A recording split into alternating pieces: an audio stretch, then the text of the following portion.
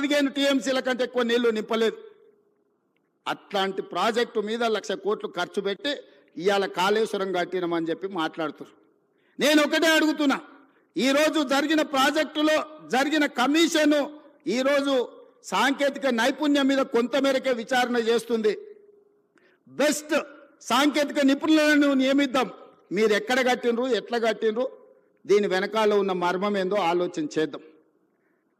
ఈ గత 10 ఏళ్లలో జరిగిన నిర్మాణాలు మీరు ఏదైనా తీసుకోండి, మీ ఊర్లో కట్టిన చెక్ డ్యాములు తీసుకోండి, మీ ఊర్లో వేసిన రోడ్లను తీసుకోండి, మీ పల్లెల్లో కట్టిన డబుల్ బెడ్రూమ్ ఇళ్లను తీసుకోండి, లేకపోతే చిన్న చిన్న గ్రామ పంచాయతీ కార్యాలయాలు నిర్మిస్తే కూడా గత 10 ఏళ్లలో ఏం పనులు చేసిరో మీరు ఒక్కసారి చూడండి.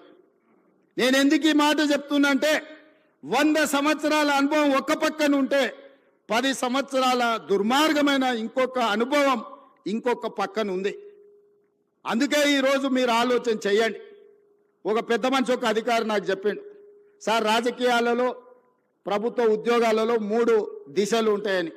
3 దశలు ఏంటివి అంటే, చేరినప్పుడేమో గరం ఉంటారంట, కొంత దూరం పోయినాక నరం అవుతారంట, చివరికి వచ్చేవరకల్లా బేసరం అవుతారంట. దయచేసి చేరినప్పుడు ఏ గరంతో ఉన్నారో మీరు ఉద్యోగ పదవీ విరమణ చేసే వరకు అదే గరంతో ఉండండి, తెలంగాణను నిర్మించండి. ఏ సూక్తి అయితే ఉన్నదో మొదట్లో గరం, తర్వాత నరం, మూడోసారికి వచ్చేవరకల్లా బేసరం అనే ఏదైతే ఉందో నానుడి, ఈ నానుడి నాకు మీకు మాత్రం ఎట్టి పరిస్థితుల్లో వర్తించకుండా ఉండాలి. మనం ప్రజలు అత్యంత విశ్వాసంతో మనకు అవకాశం ఇచ్చిండ్రు. ఆ విశ్వాసాన్ని నిలబెట్టుకోవాల్సిన బాధ్యత మన అందరి మీద ఉన్నది. ఇవాళ నేను ముఖ్యంగా 1-2 విషయాలు గుర్తు చేయదలుచుకున్నా, మీరు ఆలోచన చేయండి. గతంలో ఎన్నికలు జరిగినాయి. 2019 ఎన్నికల తర్వాత ఫలితాలు ప్రజలు పార్లమెంట్లో ఇచ్చిండ్రు. వినోద్ కుమార్ గారిని ఓడించారు, కల్వకుంట్ల కవిత గారిని ఓడించారు. 6 నెలలు తిరిగే లోపల ఒకరికి ఎమ్మెల్సీ ఇచ్చిండ్రు, ఒకరికి ప్లానింగ్ కమిషన్ వైస్ చైర్మన్ ఇచ్చిండ్రు.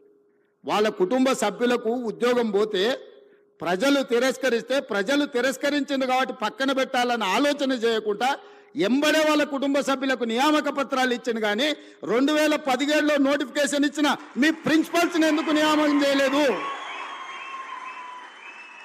2017లో నోటిఫికేషన్ ఇచ్చిన ఫిజికల్ ఎడ్యుకేషన్ టీచర్స్ని ఎందుకు నియామకం చేయలేదు? తన కుటుంబానికి ఒక నీతి, మన కుటుంబాలకు ఇంకొక నీతి. ఇదే ఆ కుటుంబం నీతి. ఇంతకంటే ఉదాహరణగా నేను చెప్పాల్సిన అవసరం లేదు. ప్రతివాడు ముసుగు తొడుక్కుంటాడు, కానీ ఓ సందర్భంలో ముసుగు తీస్తారు. లాలూ ప్రసాద్ గారు ఓ ఉపన్యాసంలో చెప్పిండు, ఊర్లో రజకుడి గాడిద మీద ఒక దుప్పటి, రాముల వారి బొమ్మ ఉన్న దుప్పటి ఉండేదంటే ఎప్పుడు మూటలు మోసే గాడిదకు.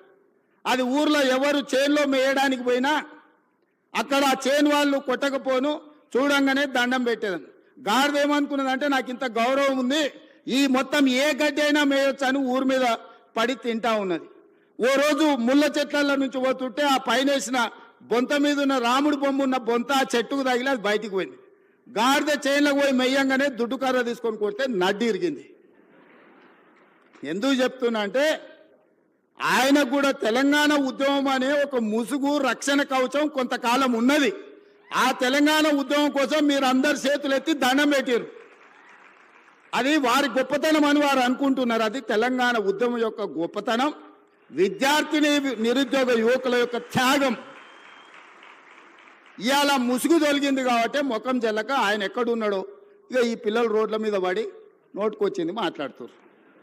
10 ఏళ్లలో మీరు చేపట్టని నియామకాలు 10 నెలల లోపల ఈరోజు 60,000 ఉద్యోగ నియామకాలు. రేపు 9 తారీఖు నాడు ఎల్బీ స్టేడియంలో 11,063 టీచర్ల ఉద్యోగ నియామక పత్రాలు అందించడం ద్వారా తండాలలో, గూడాలలో, మారుమూల పల్లెల్లో ఉన్న పేదల పిల్లలకు విద్యను అందించాలి, పాఠశాలలు ప్రారంభించాలి. దళితులు, గిరిజనులు, ఆదివాసీలు, బలైన వర్గాలు, మైనార్టీల పిల్లలు విద్యకు దూరం కావద్దు అని 11,063 మంది టీచర్ల నియామకాలు దసరా కంటే ముందు 9 తారీఖు నాడు సాయంత్రం 4 గంటలకు ఇవ్వబోతున్నాము. ఇది మా చిత్తశుద్ధి. ఇది మా బాధ్యత. నేను గొప్ప అనుకోవడం లేదు, ఇది బాధ్యత అనుకుంటున్నా. ఎందుకంటే ఈ తెలంగాణ నిర్మాణంలో పిల్లలు చదువుకున్నప్పుడే ఇవాళ మీరైనా మేమైనా ఈ వేదిక మీద ఇక్కడికి రాగలిగినామంటే మనం చదువుకోవడం వల్ల, ప్రభుత్వ పాఠశాలల్లో టీచర్లు మనకు చదువులు చెప్పడం వల్ల. 90% ఇక్కడికి వచ్చిన వాళ్ళు గవర్నమెంట్ స్కూల్లో చదువుకున్న వాళ్ళే నాకు తెలిసినంత వరకు. ఇలా పాఠశాలలు మూసేస్తే ఏమవుతుంది తెలంగాణ రాష్ట్రం? ఒక్కసారి ఆలోచన చేయండి. ఒక్కరోజైనా బాధ్యతతో ఆలోచన చేసిండు ఆయన? ఒక్కరోజైనా అసెంబ్లీలో చర్చ జరిగిందా? ఈ ప్రభుత్వం వచ్చినాక తెలంగాణ అసెంబ్లీలో చర్చలు మీరు చూస్తున్నారు కదా, బాజాబ్తా చర్చ పెడుతున్నాం కదా, మాకేం దాపరికం ఉంది? ఇవాళ మీరు ఇంజనీర్లు చాలా వరకు మున్సిపల్ కార్పొరేషన్లో కూడా మీరు చేయబోతున్నారు. మీ చేతుల మీద ఒక అద్భుతం జరగబోతుంది.